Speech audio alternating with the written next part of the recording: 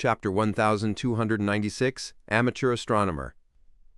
Eric had become a captain of a Red Gloves team during the later stages of the war, as well as advancing to Sequence 5 Spirit Warlock. He had witnessed the deaths of the ex-captain and ex-ex-captain.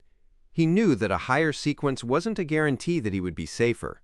Care and caution was what mattered. To the elite Red Gloves of the Nighthawks, this was a concept that almost everyone believed in. This was because ordinary Nighthawks might only encounter ordinary problems that look like supernatural events. Occasionally there would be slip-ups, and it was highly likely that they would rely on their Beyonder powers to turn the situation around. As for Red Gloves who worked on various important cases, their hidden targets were definitely rather dangerous. At that moment, Eric stood on the 4th floor of the apartment on 14 Priya Street. Facing the tightly shut, dark brown wooden door, he surveyed the area and said, "2 Nighthawks have already gone missing here. We must not be careless." Initially, several residents of this apartment block reported it to the police. They claimed that Unit 403 had a stench, and the tenants of Unit 303 often heard heavy footsteps from above. The policemen in charge of the area took 2 days before coming to investigate. However, they didn't walk out of Unit 403. After the police confirmed this, they immediately transferred the case to the Church of Evernight. However, the 2 Nighthawks who came to deal with it also disappeared. The door to Unit 403 remained tightly shut. Due to this premise, the Church of Evernight's Archbishop of the Mid-Seashire Diocese entrusted the matter to Eric's team and allowed them to apply for a Grade 1 sealed artifact as support. "Yes, Captain." The members of the Red Gloves team either nodded or spoke in response. Eric didn't say anything else as he stood in front of the dark brown door of Unit 403, which remained tightly shut. He raised his red-gloved left hand and knocked on one of his teeth. A blurry figure suddenly appeared in front of him. As though it had no substance to it, it passed through the gap in the door and entered Unit 403. Eric's expression was unusually focused, as if he was observing the situation in the room through that blurry figure. It was a natural spirit that he controlled. It wasn't especially powerful, but it had special abilities that usually lived on his left front tooth. Under the current situation, Eric believed that they shouldn't barge in directly. It was best to do reconnaissance first. Even if his team had a good mix of powers and a powerful sealed artifact to help them, they had to be cautious. If he could figure out the situation inside and prepare for it in a targeted fashion, he believed that things would be much easier. Right at this moment, tiny blood vessels protruded in Eric's eyes, and some of them even exploded. When his vision turned bright red, Eric heard a heavy creak. The dark brown door suddenly opened. There were a total of 6 figures in the room. 3 police officers wore black and white uniforms. They were sitting on high-backed chairs, high stools, and the sofa. 2 of them were wearing half-top hats, black trench coats, of which one was standing by the door, and the other was standing behind the oriel window. His face was pressed to the surface of the glass as if he was watching the streets downstairs. There was also a figure sitting on a high stool at the edge of the balcony. In front of him was an exquisite astronomical telescope. The skin of the 6 figures began to swell, as though they had been injected with gas. Some parts of the body had even cracked and were highly decomposed, but they still hadn't dried up. They exuded a bluish-black glisten as light yellow liquid with hints of black flowed out. Sensing the door open, the 6 figures turned to look at Eric and the others. The first was the Nighthawk standing in front of the door. The last was the man wearing a cotton shirt behind the astronomical telescope. He had one of his eyeballs, its blacks and whites separated clearly, glued to the telescope's lens, allowing him to only use his remaining black, empty socket to scan the Red Gloves team outside. A faint stench drilled into the noses of Eric and the others as an indescribable coldness filled the surroundings. Eric instinctively raised his hand to hit his teeth, releasing more spirits. Then, he used his Nightmare Beyonder powers to forcefully drag all his targets into a dream. However, no matter how he tapped his teeth, he didn't release his soul. His Spirit Warlock Beyonder powers seemed to have vanished instantly. At the same time, A nightmare in the Red Gloves team also discovered in surprise that he was unable to pull someone into a dream. At that moment, apart from the enhancement in their physique brought by the potion, their Beyonder powers mysteriously vanished. "Leave this place," Eric ordered without hesitation. He had never encountered such a strange situation before.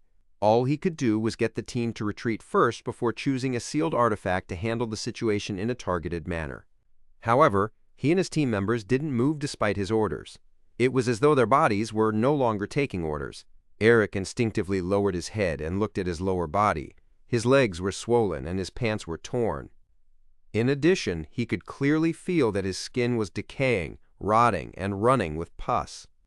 He and his Red Gloves team had yet to truly come into contact with their target, but they had fallen into a nightmare of watching themselves die, swell, and rot, bit by bit, with no way to escape.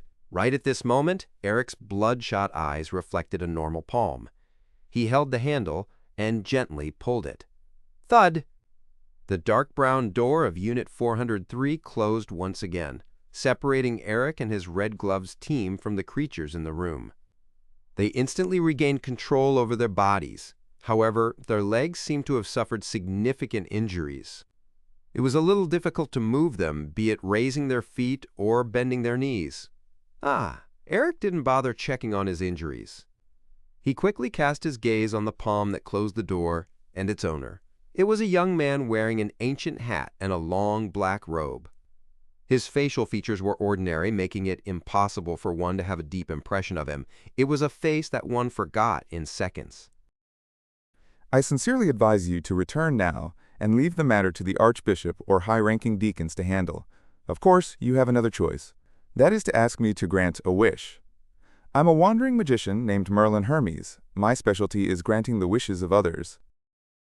Klein spared no effort in enticing others to make a wish. When he saw the rotting face on the oriel window earlier, he suddenly had an ominous feeling, so he specially came over to confirm what had happened. Eric recalled the education he had received during his training in the Holy Cathedral. Grant wishes. A high-sequence Beyonder might be in a state of being imprisoned or sealed.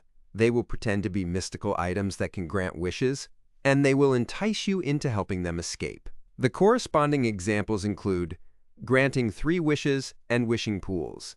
Is this a high-sequence Beyonder?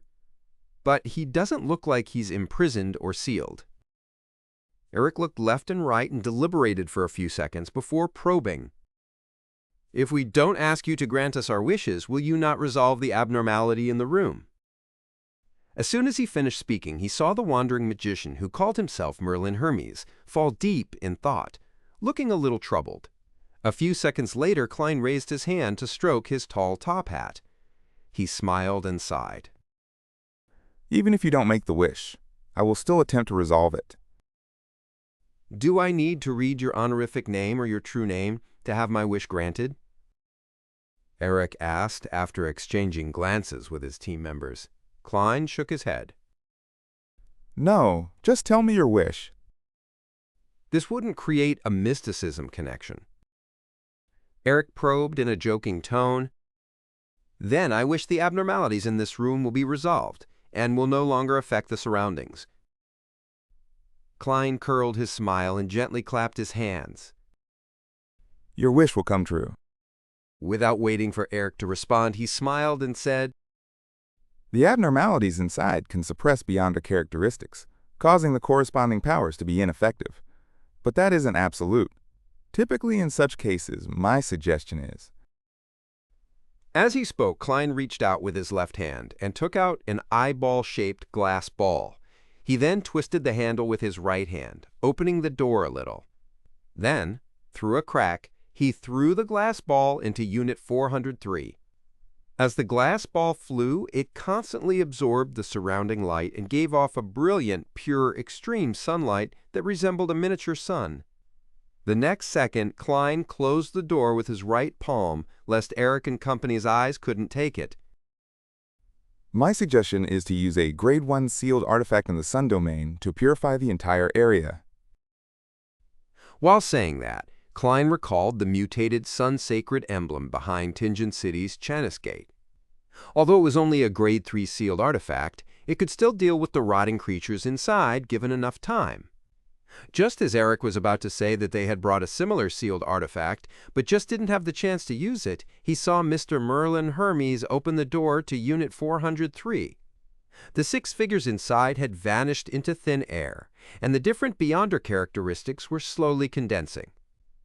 The originally cold and sinister stench had been completely melted by the warm feeling. "It's been resolved?" Eric asked after some hesitation. No, the root of the problem is still here. Have you investigated the owner of this place? Eric replied immediately. He calls himself John, an amateur astronomer. He likes to study the cosmos using specialized telescopes at night.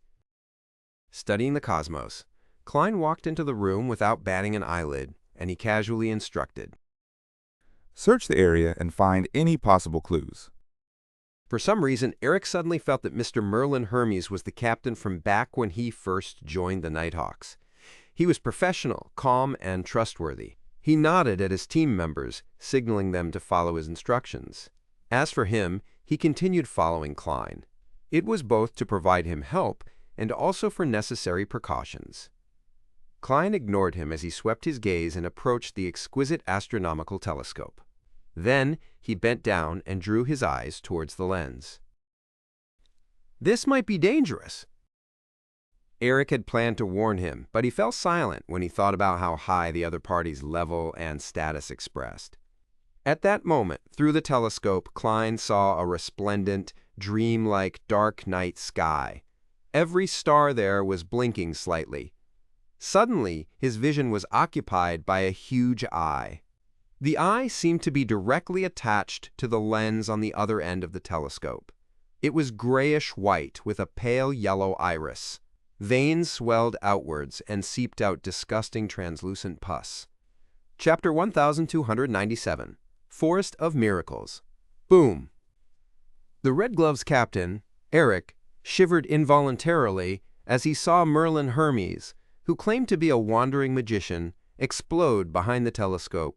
However, there was no splattering blood or flesh. The shredded limbs disappeared into the air like soap bubbles. Eric and his team members, who looked over due to the commotion, were stunned. They didn't understand the reason behind such a sudden sequence of events. 1 second later, Eric said in a deep voice, "Retreat." He wanted to evacuate his team before the danger truly spread. At this moment, another figure walked in from the open door of Unit 403. It was none other than Merlin Hermes, who had just exploded. This wandering magician was wearing a tall hat and a long black robe. As if nothing had happened, he spoke to Eric and his team members. The root of the problem really is from that telescope. As he spoke, Klein walked to the balcony and tapped the telescope with his right hand. Another bang rang out as the telescope suddenly shattered into metallic points of light that emitted a foul stench of bluish-black gas. The moment the grayish-white fog appeared, the stench vanished, and the room returned to normal. Eric forced himself to forget about the other party's death and asked cautiously, "What exactly happened?" As a captain of the Red Gloves who was rather experienced, he had some guesses about the truth of the matter. The main goal of asking was to seek confirmation. "Madarimas." Klein smiled and said, Simply put, the telescope mutated for some reason, causing the owner of the room to see something that he shouldn't have seen. If you want to understand more details, you can only search for clues yourself. I'm not too sure either. Eric nodded slightly and cast his gaze at his team members, signaling them to continue their investigation. Roiz. After a series of work, Eric said to Merlin Hermes, "There aren't many clues left in the room. We can only confirm a few things. 1. John is a local resident, and he served in the military during the war. It seems that he had some mental problems as a result. 2. He had been an amateur astronomer. At the end of the war, he joined an academic organization known as the Celestial Research Association, but we didn't obtain any information about this organization. 3. John was seeking the way to see the true cosmos." Upon mentioning the word cosmos, Eric paused slightly, as though he had received a warning from the upper echelons of the Church of Evernight. He joined an organization known as the Celestial Research Association after the war ended. Sought the way to see the true cosmos. Klein combined this knowledge with his experience and had a certain level of confidence in the matter. He nodded and said, You should know that the cosmos means danger. You can't even try to understand it. Eric said as if speaking to a Nighthawk superior who wasn't directly in charge of him. We will report this case to the Archbishop as soon as possible and classify the Celestial Research Association as a dangerous organization. Klein didn't respond as he walked to the door and sighed. Indeed, war really does have an irreversible impact on all aspects. After the fall of the god of combat, the already crumbling barrier set up by the Primordial One lost parts of its support. As for the Evernight goddess, she has yet to fully gain control of the corresponding uniquenesses.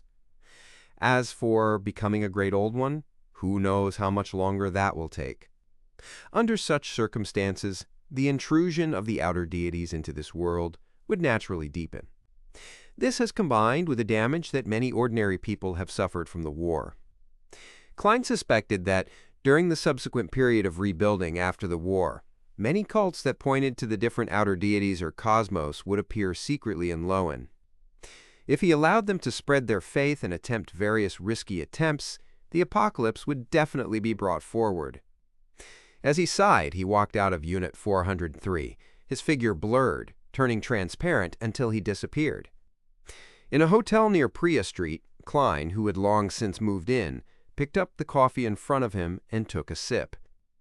Taking advantage of the fact that it was still early, he went out once again and took a carriage to the outskirts of the coastal Constant City. There was a cemetery.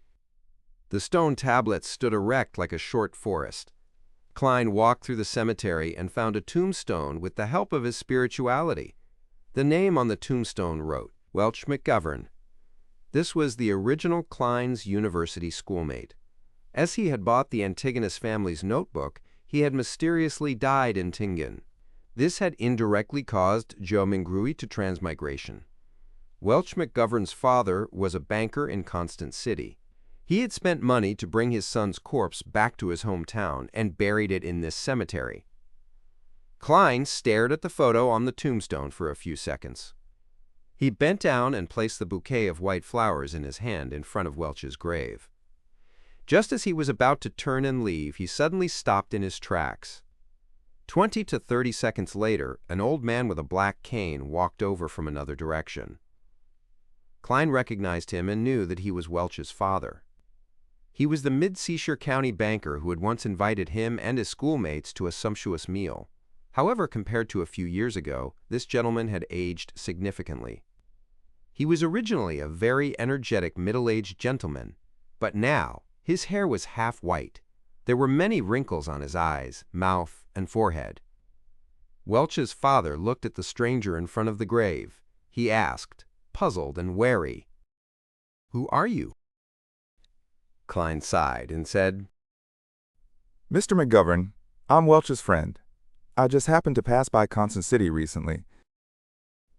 Welch's father nodded slightly and said in a deep voice, "He's a very sociable person. I only know a number of his friends." His words were an attempt to explain why he hadn't invited Klein to the funeral and how sorry he was. Klein didn't say anything else as he looked around and said, Is there anything you need help with? Or do you have any wishes that you wish to have fulfilled? I hope I can provide you with some strength. Welch's father looked around and smiled bitterly. "Can you allow all the dead here to stand up again?" It's not impossible, but they will be different from what you have in mind. Klein sighed and shook his head. Welch's father asked with a bitter smile, "Then can you allow Constant to return to its original state?" Without waiting for Klein's reply, he sighed and continued, "There's no need to provide any help. I can achieve what is possible myself. If it's impossible, then I can only pray to the deities." As he spoke, the banker went past Klein and walked to his son's tombstone. He bent down and put down the bouquet of white flowers. Klein looked at his back and muttered to himself, I will try my best. With that, he turned around and left the cemetery. Constant City, in a bar with a style that resembled the previous centuries. A man donning a thick jacket carried his beer and walked to a wooden board beside the bar counter. He tried to find a part-time job on the notices pasted on it. Suddenly, he saw a strange mission. "I'm a reporter. I want to gather all kinds of stories from different people. It's best if you had personally experienced it yourself. The remuneration I can provide is to satisfy your wish to repair and rebuild your house for free. I have sufficient resources in this aspect." Merlin Hermes, the man subconsciously frowned. He felt that this request was too strange, like it was a prank. A thin man who was sitting beside the wooden board took the opportunity to ask, "Can you read the words on it?" Few patrons of this bar were literate. Even if they wanted to find a job or accept the corresponding commissions, most people were unable to understand the notices on the wooden board, and the bartender could only remember the few with the highest pay. As a result of this situation, the thin, feeble man relied on the common Loanese terms he learned at the free schools to provide the corresponding interpretation at a quarter pence. This was how he made a living. "En lui fait."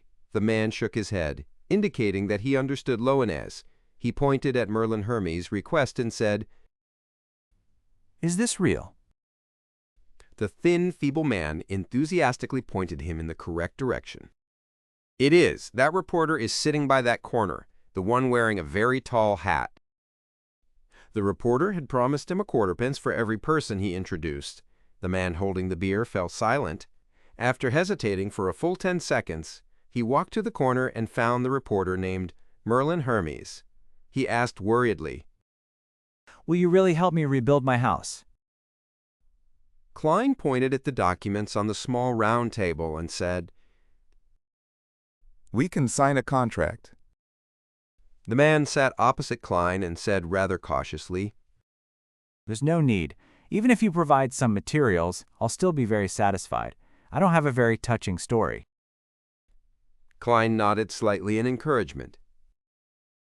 As long as it's real enough. Man looked down and stared at the table. "I'm a constant native, and I used to have a decent job. I bought a terrace house along Lowtide Street. Later, war broke out. My house was reduced to ruins during one of the bombings. My eldest son, the child who just entered primary school, was buried inside. We had no choice but to rent a 2-bedroom room until the Phasacians occupied Constant. They dragged my wife away, and she never returned. Some time ago, someone requested me to identify her corpse. I couldn't even recognize her. She had rotten so much that you wouldn't even call it a corpse. However, in the pockets of her clothes there was still our old water bill. When she was still at the rental apartment, she had always missed our home. It's the same for my younger daughter. I don't have much money now and can only barely maintain my life, but I wish to rebuild that house bit by bit. To be honest, I don't like telling others about my misfortune. I'd rather stay silent. But if I can really get help with the rebuilding efforts, then I can." Klein held a pen and paper and pretended to jot it down. He nodded gently and said, Your wish will come true. Wait for me in front of the ruins of that house on Lowtide Street tomorrow. At the same time, he pushed a one-solely note over. This is for your drinks. My treat. The man's eyes flickered. He seemed to want to refuse it, but in the end, he still picked up the note. A bourge. The next day, after sending his younger daughter to the church school, he walked along the familiar path to the familiar Lowtide Street and saw that familiar house. Its chimney, its windows, its door, and the weeds on its walls hadn't changed at all. It was so familiar, as if its beautiful female owner would open the door in the next second and walk the two children out to welcome their father. The man was stunned, unable to believe that this was real. However, even if it was an illusion, he was willing to embrace it. After several days, Klein, who had completed a slew of similar wishes, pushed open the window of the hotel and snapped his fingers in the morning light fog. In an area of the city overlooking Constant, Welch's father woke up out of habit due to his dreams of his dead son and family. He walked to the balcony to take in the morning air. Under the light of dawn, he suddenly saw chimneys and blast furnaces that resembled a forest. Alongside them were tall buildings. The former constant city had presented itself to him, bathed in the orange light of dawn. Chapter 1298. Departure. As the residents of Constant were stunned by the miracle in front of them, Klein had already carried his suitcase and left the city with a Rhodes. After creating such a huge commotion, he was worried that Zeratul would lock onto his location, so he didn't dare to stay any longer. With his present level and strength, he wasn't too afraid of fighting Zeratul head-on. However, he didn't wish to be ambushed. For Beyonders of the Seer pathway, being prepared and not was completely different. Once Klein revealed his location and didn't leave in time, an unprepared him would end up facing Zeratul. He could imagine that even if he was now Saphira Castle's owner and still had one more resurrection chance, there was also a huge risk of completely perishing. Furthermore, he didn't know what state Aemon was in right now. Was he still being pursued by the true creator? Was it possible for him to suddenly appear by his side and steal everything? Due to this thought, Klein once again embarked on his journey. In the basement of a house in Southville County. The few sequence 7 Beyonders of the Abraham family gathered here according to a prior agreement. Dorian Gray shared what Mr. Dorr had said in its entirety through his student, Fours. That's pretty much it. The years of exile and being sealed was enough to drive the ancestor crazy. He only occasionally regains lucidity. Even just directly speaking to him can result in mental corruption from his evil intent. A man wearing gold-rimmed glasses looking like a university professor sighed. So that's the reason. His expression revealed some relief, as if he could finally admit that the curse was a result of the ancestor's pleas for help. After a 1-second pause, the man said with a determined expression, "We have to think of a way to help the ancestor escape. This way, our curse will be completely removed." Verdu, are you crazy? If a crazy king of angels returns, it will destroy the entire family. Dorian couldn't help but chide him. The man named Verdu looked at the other family members and said with a sullen expression, "That's why we have to hurry. While the ancestor still has a portion of his lucidity, we should let him return to the real world. Once he escapes from his exiled, sealed state and has enough anchors, he would definitely gradually regain his rationality." "Dorian, you've degenerated! You no longer wish to restore the glory of our family, to allow us to return to the apex of the northern and southern continent. You only wish to live a stable but mediocre life. Besides, can you be sure that Mr. Fool will keep providing blessings? Perhaps one day he will be like the 7 deities who won't respond to most prayers." Dorian fell silent for a few seconds. However, the risk in this area will definitely be lower than helping the ancestor escape. Ever since I believed in Mr. Fool and sincerely prayed to him, I haven't been affected by the full moon ravings for many months. If not for the fact that I'm no longer young, I'd even have the confidence of consuming a Sequence 6 scribe potion. Even so, given time, I still have a good chance of advancing. If someone like me, who's older than a certain age, can do it, our next generation and their descendants will definitely be able to break free from our original restrictions and have a chance to become demigods. Hearing Dorian's words, the 2 men and 2 ladies other than Verdu nodded in agreement. They had already made some of their descendants believe in Mr. Fool, and through a few months of observation they were certain that it was effective. They were planning on praying to Mr. Fool themselves. Noticing Verdu's nasty expression, Dorian softened his tone and said, More importantly, we don't have the strength to complete the ritual at all. A demigod of any pathway is not easy to deal with. Among them, the corresponding demigods of the Seer and Marauder are cunning, bizarre, and dangerous. Even if we're willing to sacrifice ourselves and use a Grade 0 sealed artifact, it's difficult to capture them. Verdu nudged his gold-rimmed spectacles and slowly exhaled. I won't stop you from changing your faith to the Fool. If you can get that existence's help to aid the ancestors' escape, that would be the best development. But before that, I will do my best to prepare the ritual. Dorian, you have to remember that the bloodline and glory of the Abraham family comes from the ancestor. Without him, there will be no us. If this matter requires a sacrifice, then I'll do it." He stood up, put on his hat, and walked out of the basement. Dorian watched him leave and finally sighed. Verdu has been studying all kinds of mysticism information, hoping to find a way to completely resolve the family's curse. I believe that such persistence is already in his blood. The other Abraham family members nodded in unison. After he confirms that he can't complete the ritual, he should give up. They too hoped that Verdu would succeed, but they found it virtually impossible. On Blue Mountain Island, where Byam was located, the private harbor that originally belonged to the Resistance, a group of workers who had just finished laying the gas pipes were just about to find a place to rest and wait for the carriage sent by the Church of the Sea God to ferry them back to Bayam when they saw the half-giants purportedly from the northern Fairfax Islands carry heavy grayish-white stone materials. Each step left an imprint on the land. These workers had participated in the construction of harbors, cathedrals, and art museums, so they knew how heavy the grayish-white stone materials were.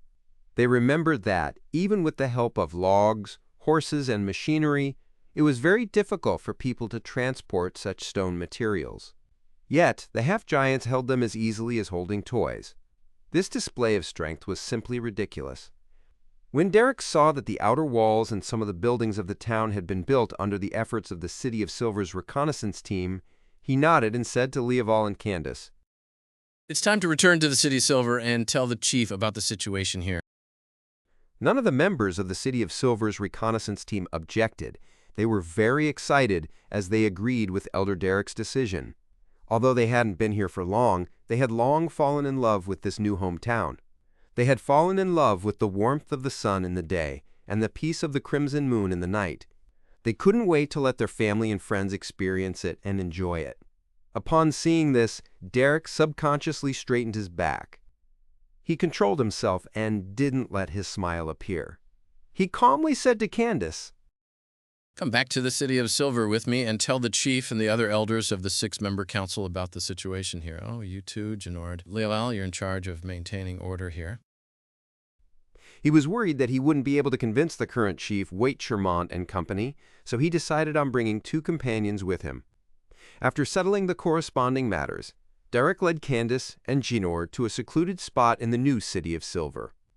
He lowered his head, clasped his hands, and prayed to Mr. Fool, making a wish to return to the City of Silver immediately. Without a sound, the scene around them became blurry and stretched. Then it immediately fixed and quickly became clear. In front of their eyes, they saw a city wall with weeds fluttering in the air. In just a few seconds, Derek and his 2 subordinates returned to the entrance of the City of Silver. "This is a miracle." Candace rubbed her eyes with a hand that wasn't holding a weapon and marveled from the bottom of her heart. She had imagined many ways of returning to the City of Silver, but she had never thought of returning so directly. To her, this was a miracle bestowed by a deity. Genord shook the glass lantern in his hand and muttered without thinking, "This is much brighter than the beast-hide lantern." Before he could finish his sentence, he came to his senses and revealed a pure smile without a hint of gloominess. This time, they would be the messengers of dawn, who would lead the residents of the City of Silver out of the forsaken land of the gods. Derek heaved a sigh of relief and maintained his stern expression. "Let's immediately find the chief and arrange for everyone to carry out the migration." He had heard Mr. Hangman talk about many matters that failed at the cusp of success. He didn't wish for the City of Silver to have such an outcome. As such, all the other matters had to be done as quickly as possible. When they passed through the door, the City of Silver residents in charge of guarding the door looked curiously at the 3 scouts and saw hope from their rosy, glowing faces. Someone asked worriedly, afraid that the other members of the reconnaissance team had already sacrificed themselves, "Did Leoval and the others not come back?" Derek simply replied, "They've remained in the outside world to build a temporary camp." The guards didn't ask further, afraid that they would delay their time. They watched as Derek and company headed for the Twin Towers. Not long after, Derek, Candace, and Genord saw Chief Waite Shermont and the other members of the six-member council. They described the key points of what they saw and heard in the outside world. At the end of the report, they even took out pocket watches, music boxes, and other exquisite machinery to prove it. The members of the six-member council, other than the 2.5-meter-tall Waite Shermont, who had a tattooed symbol on his head, and Derek, looked at each other and sighed. "Your experience is like a dream. No, I can't even dream of such a scene." With that said, he solemnly asked, "Has the dungeon meant to store the sealed artifacts been constructed?" Derek gave an extremely clear answer. That was the first building we completed. Waite nodded slightly and immediately issued an order. "Get everyone to bring their necessary items and gather at the training ground. To prevent any accidents, we will directly pray to Mr. Fool and ask him to transfer us over." Having said that, Waite pondered for a moment and said, "Mr. Fool has previously sent a revelation to let us wait for another 3 hours for the ancient survivors from Moon City to rendezvous with us. However, this doesn't affect our preparations ahead of time. Also, tell everyone that the environment in Moon City is very tough. Many of them have deformities. We have to look at them normally." Although the City of Silver had the black-faced grass as their staple, they would eat the flesh of monsters from time to time to replenish their strength. This made them occasionally have deformed children. Therefore, everyone was no stranger to this phenomenon. The other members of the six-member council responded without any hesitation, revealing an irresistible, excited expression. All right. This time, they were no longer seeing the light, but were directly welcoming the day. Chapter 1299, Milk and Honey, The Forsaken Land of the Gods, Moon City. When Adal, Shin, and Russ heard the high priest's voice resound throughout the city, they became abnormally excited. They stood up almost at the same time and carried the beast-hide bags that they had prepared earlier on their backs. Inside were distributed mushroom powder, dried mushrooms, and various monster leathers, as well as different Beyonder characteristics of different states. To them, even though they were excited and were full of hope for the future, the suffering they had been through made them take precautions. They tried their best to carry as much food as possible. A few flashes of lightning before, the priests of Moon City had received Mr. Fool's divine revelation and stopped sending out hunting teams. They also instructed every resident to pack their important items and prepare to leave at a moment's notice. In less than 1 minute, Adal and company walked out of their houses with lanterns in hand and arrived on the streets. As their eyes met, their faces, which were either filled with tumors or deformities, were filled with unconcealed joy. They had no negative emotions towards abandoning Moon City and leaving their hometown. This was the source of their nightmare. It was unknown how many generations of people had lost their happiness in their childhood. When they were gathered at the square with a high platform, they suppressed their excitement and lined up in an orderly manner, checking to see if the neighbors had already arrived. Soon, all the residents of Moon City arrived. High Priest Nim walked up the platform and said with a smile, "Everyone, I received a divine revelation. Mr. Fool is about to help us leave this cursed land and obtain a new lease of life. Praise be to Mr. Fool." He took the lead and pressed his right palm against his left chest. This was a gesture they had invented to praise Mr. Fool, and Mr. Fool hadn't objected to it. Praise Mr. Fool! The residents of Moon City pressed their right palms to their left chests, expressing their gratitude and devotion.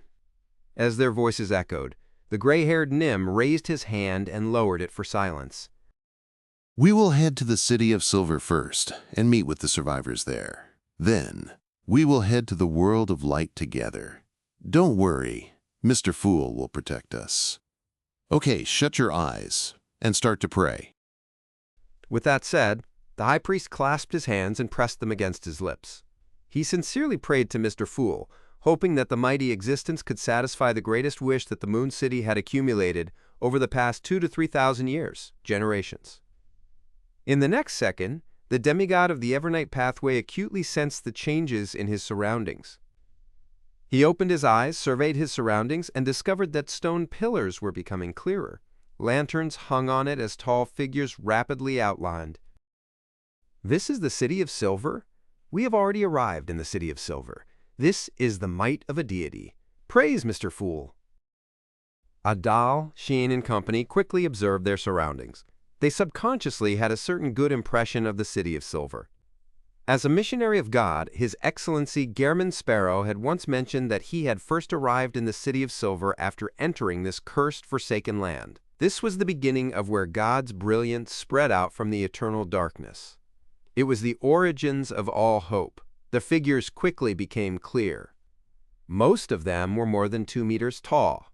Their facial features and bodies were normal, and there were no signs of deformation. They too were sizing up the residents of Moon City with curious and wary gazes. Their oppressive height and the enviousness of their normality made Jin, Roos, and the others nervous. They felt inferior and uneasy. However, with a sweep of their gaze, they saw quite a number of City of Silver residents biting mushrooms that had roasted surfaces. From time to time, they would suck the hot liquid from white, full mushrooms. This familiar scene caused the people of Moon City to gradually relax as they treated these half-giants as their own. The chief of the 6-member council, Wait Shermont, nodded and said to Nim, who was supposedly the leader of Moon City, "Are you ready?" Afraid that an accident would happen, Nim immediately replied, Ready and good to go. Wait Shermont immediately cast his gaze at the City of Silver residents. Finish your meal within 3 minutes and begin praying. In less than 1 minute, the residents of the City of Silver finished their milk and put away the remaining food in their hands. They sincerely prayed to Mr. Fool. The miraculous descent of the ancient survivors of Moon City made them more confident in leaving the forsaken land of the gods. They truly believed in Mr. Fool. A few seconds later, everyone in the City of Silver's training ground disappeared. The city was left completely silent.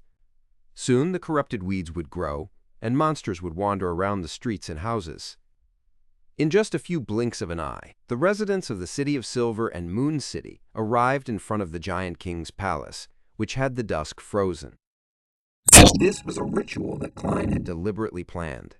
It was to allow the ancient survivors of the forsaken land of the gods to bid farewell to the past. Shocked by the grandeur, epicness, and mythical impression of the Giant King's court, the residents of the City of Silver subconsciously turned their heads and looked down and into the distance. Beyond the orange-red dusk, the ground was completely blanketed in darkness.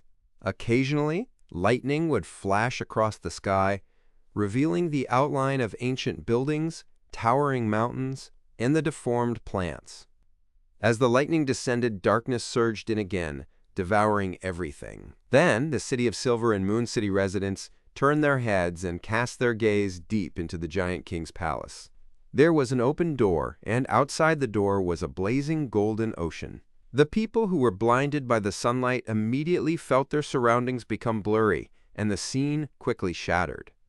The fragments quickly reassembled, turning into a deep blue ocean, the smell of fish, striking sounds, and the orange-red sun that had yet to come close to the horizon. The residents of Moon City and the City of Silver looked around in shock and anticipation.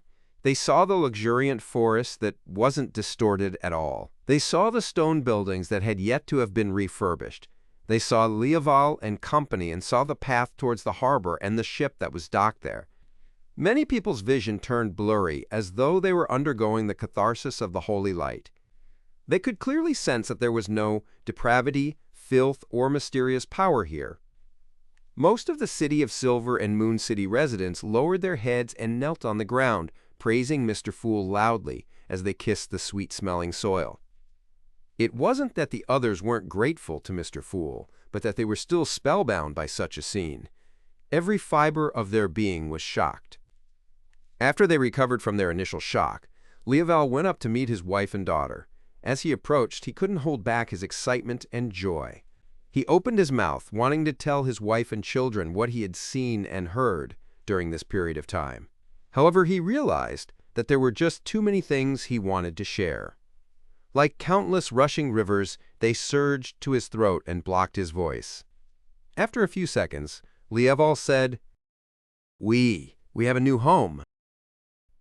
Before he could finish his sentence, the nearly 2.5-meter-tall half-giant hurriedly reached his hand into his pocket and extended it towards his wife and daughter. "This is given to us by the Oracle Milk Candy. All of them say it's delicious." A smile appeared on Lieval's face. There were two objects, which were the size of a thumb and wrapped in thin sheets of paper. Its surface was wrinkled, having soaked in a little sweat. Milk candy. Lieval's wife didn't quite understand this term. It was a new word in Jotun that mixed milk and honey. Their daughter was infected by her father's emotions. She boldly took the candy and was about to stuff it into her mouth. No, you have to peel off the outer layer." Lieval hurriedly took back the 2 milk candy and peeled off the wrapper before handing one each to his wife and daughter. His daughter bit down and ground her teeth forcefully, producing a cracking sound. She narrowed her eyes slowly, and her expression gradually became more intoxicated. During this process, she couldn't bear to even speak. Seeing her daughter's behavior, Lieval's wife ate the candy. She felt that this was a very precious thing. She didn't bite it to pieces directly, but used her oral cavity to wrap around it and let it slowly melt away. The indescribable milk fragrance and sweetness slowly spread out, intoxicating Lieval's wife. When Lieval saw this, his smile widened as he said what had been left stuck in his throat. "The Oracle said that we can find a job in Bayham City, receive commissions, and earn gold pounds. That way, we can buy more milk candy. We can also sell beyonder characteristics and monster leather we have no need for to the Church of Sea God. Sea God is Mr. Fool's subsidiary god. It will be dark soon. I will bring you to the beach to watch the sunset. It's really beautiful. I visit it every day. I have always been waiting to bring the two of you there when you arrive." It's finally done. My anchor has stabilized significantly. Furthermore, granting the wishes of the City of Silver and Moon City has allowed my Miracle Invoker potion to digest by quite a bit. However, it isn't as much as restoring Constant City. Indeed, being a god of wishes isn't the most accurate form of acting. Above the gray fog, Klein slowly exhaled and threw the staff of the stars back onto the junk pile. Following that, he would continue wandering and creating miracles. He would occasionally head to the forsaken land of the gods and transform some monsters into marionettes to prepare for the subsequent ritual. As for the next stage of acting as a miracle invoker, Klein planned on accumulating wishes of changing appearances and figures to solve the deformities of Moon City, thereby creating a miracle. This isn't too difficult. Many maidens and ladies have a wish to remove acne, have double eyelids, and make their noses sharper. And I have a way to do it. This way, by accumulating the simple to the difficult, it will just take a matter of time to treat the deformed people of Moon City. In the outside world, they will feel even more inferior. Klein mumbled inwardly before he suddenly laughed self-deprecatingly. In that case, I can call myself the ruler of the beauty industry, the guardian of architects and the construction workers, the miracle creator of long-distance travel. After entering the waters that didn't have a safe sea route, Queen Mystic Bernadette seemed to have lost her sense of time. If not for the precise wall clock in her captain's cabin, she definitely would have forgotten how many days it had been since she entered this perilous region. The violent winds and torrential rain made the boat fly up from time to time, sometimes getting thrown to the side, as if it was a preview to the impending apocalypse. Bernadette watched calmly as she waited patiently without interfering with the dawn's situation. After some time, the storm finally calmed down. At this moment, a black outline appeared in the distance. Chapter 1300, The Fourth Person. Bernadette stared at the outline for a long time until it gradually became clearer as the dawn approached. It was the silhouette of a large island. On the island, there were huge, towering, dark green trees that almost bordered on black, covering the ground and mountain. Although Bernadette couldn't be sure that this was the primitive island that her father had once visited, her intuition as a clairvoyant told her that this was likely the place she was seeking. As the coastline entered her eyes, she pursed her lips and lowered her head. She chanted an honorific name. The fool that doesn't belong to this era, the mysterious ruler above the gray fog, the king of yellow and black, who wields good luck. Right on the heels of that, Queen Mystic Bernadette raised her hand and made the crewless Dawn stop in the nearby waters without approaching the shore. At the same time, the sound of pianos, violins, cellos, flutes, and other musical instruments interweaved together into a lively tune. As the music echoed, the toast, steak, mashed potatoes, fried mushrooms, and other dishes on a plate jumped up, one after another, and returned to the oven amidst a dance or threw themselves into the trash can. The red wine bottle, white dining cloth, and other items had all returned to their original positions. They either sealed themselves with wooden corks or kept folding themselves neatly. Then, Bernadette gently threw out a bright and unrealistic ball of yarn with her right hand. The ball rolled into the void, leaving a thread behind. Bernadette followed it and strolled through the spirit world before arriving at the border of the nameless island. This Queen Mystic wasn't in a rush to head deeper.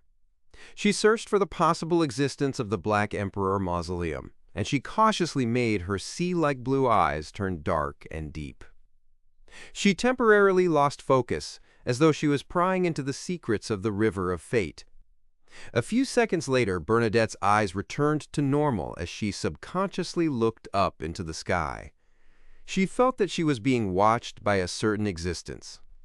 Of course, this was something she had expected, as she had taken the initiative to recite Mr. Fool's honorific name. Above the gray fog, in the ancient palace, Klein accommodated the Fool's card, draped himself with the curtain, and held the staff of the stars. He was checking the situation on the island through Queen Mystic's prayer light. In his true visions field, the island was shrouded in a thin layer of distorted blackness. It made it impossible for him to see the situation inside directly. He could only obtain Bernadette's point of view. Even if it's not the primitive island that Emperor Roselle discovered, this place isn't simple. Klein nodded indiscernibly as he waited for Queen Mystic to do a deeper exploration. Bernadette didn't use the ball of yarn anymore because she had a premonition that she was going to lead herself into a dangerous abyss that she had no way of fending off. She took out an illusory hat and wore it. Her captain-looking figure disappeared, her existence concealed. This was also one of the fairy tale magic that stemmed from mystical reenactment. At its core was a hat that made one invisible. Then Bernadette followed a path that appeared to have been opened up by humans and entered the forest consisting of huge trees. There were no birds chirping, no wild beast roars or disturbance caused by crawling insects. It was so peaceful as if time had frozen, so dead that there was no sign of life. According to Bernadette's understanding, there should be many supernatural beings that had already gone extinct in the outside world. Normally, it would be quite lively. But now, she felt as if she was walking through an uninhabited cemetery. Every giant tree was a tombstone. If it were any of the Beyonders with weaker minds, they would definitely feel tense. Burdened with a heavy pressure, they would slowly approach the edge of losing control. However, Bernadette's expression didn't change at all, as though she was already used to proceeding through danger and strangeness. After walking for nearly half an hour, she still didn't see any living thing or even sense the wind. Suddenly, her vision opened up, because the huge trees in front of her had become sparse. Bernadette didn't feel any joy. Instead, she slowed down and raised her hand to press against her glabella. A pair of eyes that were without eyelashes appeared in front of her, looking cold and heartless. Then, the pair of eyes of mystery prying was grabbed by invisible hands and placed on an invisible person's face. This was Bernadette's invisible servant. The invisible servant brought the eyes of mystery prying and quickly crossed the remaining path to the open forest. During this process, its vision gradually became clearer, as if it was no longer affected by the faint blackness in the air. Finally, the invisible servant arrived at the boundary of the open region and transmitted the situation to Bernadette through the eyes of mystery prying. Outside the sparse forest, there was an empty space. There were countless creatures prostrating there. Among them were red dragons with skin flowing with flames. There were treants that had gnarls for eyes and hollows for mouths. There were demonic wolves with 8 legs, giants with 4 long limbs, and feathered serpents with oily feathers and scales with a dark green shade. The latter coiled there, resembling small hills. There were also different kinds of creatures that looked like human and wild beast hybrids. At this moment, they were all facing one direction. They had their upper bodies or heads prostrated, as though they were worshipping an unknown existence. None of them made a sound. There were even a few humans among them. 1, 2, 3, 4, 5. When Bernadette counted a few humanoid creatures, her blue eyes suddenly widened. She had learned from Admiral of Stars Catalea that the primitive island which her father had discovered had a special type of corruption that allowed dead creatures to return here, to the source, regardless of where their corpses were. Amongst the knights who served Emperor Roselle, Grimm was first to be killed because of this, followed by William and Polly. However, apart from the 3 of them, no one else was sacrificed in corresponding matters, and at that moment, there were 5 supernatural or mutated creatures present. In addition, Bernadette also knew that her father had eventually resolved the corruption problem and made the primitive island his secret base. Is this not the island? Queen Mystic examined the 5 humans through the eyes of mystery prying. They were dressed in opulent clothes from Roselle's era. Their faces were pale, their skin shriveled, and they looked more like zombies than humans. As the 5 of them were prostrating, Bernadette temporarily couldn't see their faces. She could only patiently wait for the praying to end. A few minutes later, those creatures straightened their bodies, and the entire forest came alive. Seizing this opportunity, Bernadette saw the 5 of them and compared them with her memories and the images she knew. Grimm, he really is Grimm. This is the primitive island. That's Uncle William. I remember him. He taught me swordplay before. Uncle Polly. When she recognized the 4th person, a look of astonishment could be seen on Bernadette's face. That person was Edwards. In Bernadette's memory, the knight had outlived her father's death. Then, he migrated his family to Lemberg. He hadn't died on this primitive island. According to the information she received from Vice Admiral Iceberg Edwina, Edwards had lived for nearly 100 years. He died peacefully and was buried in a cemetery in the suburbs of Lemberg. Uncle Edwards has also returned to this island. Didn't he not experience any corruption and didn't die because of this? Thoughts flashed through Bernadette's mind one after another. As a result, the eyes of mystery prying on the invisible servant's face kept staring at the human suspected to be Edwards. The gentleman had an old appearance and his hair was completely white. It was the same portrait of the ancestor in his advanced years, the one that Edwina Edwards had shown her. And from his facial features and outline, Bernadette could tell what he looked like in his prime. At that time, Edwards had been her equestrian teacher. Suddenly, the human who was suspected to be Edwards turned his head and gazed coldly at the invisible servant. Although Bernadette had inherited quite a bit of Emperor Roselle's inheritance, she definitely didn't rely on items to advance to this point in the mysterious world. At that moment, she made a prompt decision and directly made the eyes of mystery prying vanish, allowing the invisible servant to return to the spirit world. Right on the heels of that, she quietly changed her position. At the same time, above the gray fog, Klein tapped the edge of the long-modeled table and enhanced the probability of Bernadette not being discovered. When the person suspected to be Edwards retracted his blank gaze and walked to a different spot in the primitive forest with the surrounding creatures, Klein frowned slightly and muttered to himself. What kind of anomaly happened? He remembered that the Emperor had already resolved the corruption of the cosmos on this primitive island when he was alive. However, these creatures were still worshipping an unknown existence, holding a mysterious ritual that was close to the earliest descriptions in the diary. After the Emperor's death, did a particular entity from the cosmos infiltrate this place again? Or is it that they're worshipping some symbol left behind by the Emperor? Who are the other 2? They look like Edwards and Benjamin Abraham from the historical fragment? Klein, who was temporarily unable to see what was being worshipped due to the faint black interference of the island, could only follow Bernadette's eyes to observe the surroundings. After a while, Bernadette, who was proficient in prophesying, finally confirmed that there was no living creature in the open space. She summoned the invisible servant again and gave it the eyes of mystery prying. The invisible servant passed through the sparse areas of the forest and the empty area, carefully arriving at the spot where the creatures had been worshipping. There was a huge rock, and on it was a simple baldachin made of dark red wood. The invisible servant circled halfway and arrived in front of the baldachin. It was empty inside. There was no statue, nor was there an emblem formed from symbols. The creatures on this island were praying to something that didn't seem to exist.